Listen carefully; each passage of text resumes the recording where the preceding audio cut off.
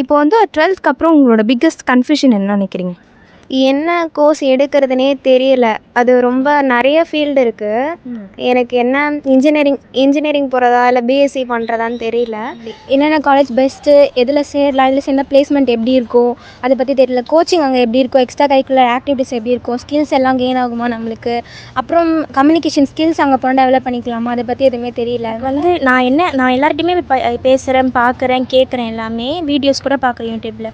ஆனால் என்னோட சாட்டிஸ்ஃபேக்ஷன் அளவுக்கு யாருமே சொல்ல மாட்டேறாங்க. நான் கேட்குற கொஷினுக்கு ஏற்ற மாதிரி ஆன்சர் எங்கேயுமே வர மாட்டேங்குது. இது வந்து பயோமேக்ஸ் குரூப். ஆனால் வந்து எனக்கு என்ன கோர்ஸ் கரெக்டாக எடுக்கணும்னு தெரியல. இப்போ பார்த்தீங்கன்னா நான் எம்பிபிஎஸ் தான் நினச்சேன். ஆனால் நீட் இருக்கிறதுனால அவ்வளோவா அதில் இன்ட்ரெஸ்ட் இல்லை. பாதி பேர் என்ன சொல்கிறாங்கன்னா நான் வந்து பேராமெடிக்கல் எடுக்கிறதே அப்படி சொல்கிறாங்க. பாதி பேர் என்ன சொல்கிறாங்கன்னா இன்ஜினியரிங் எடு, அது நல்லாயிருக்கும் அப்படின்னு சொல்கிறாங்க. அது சரியாக தெரியல. என் பேரண்ட்ஸ் சப்போர்ட் பண்ணாலும் எனக்கு போதும்.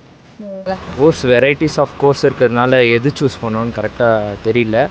இப்போ நிறைய பேர் வந்து இந்தியாவில் என்னென்ன கோர்ஸ் இருக்குன்னு பார்க்குறாங்க. இப்போ நம்ம அப்ராடில் என்னென்ன கோர்ஸுக்குலாம் டிமாண்ட் இருக்குன்னு பார்த்துட்டு அந்த மாதிரி பண்ணால் கொஞ்சம் பெட்டராக இருக்கும். எனக்கு இன்ஜினியரிங்கும் ரொம்ப கஷ்டமாக இருக்கும்னு சொல்கிறாங்க.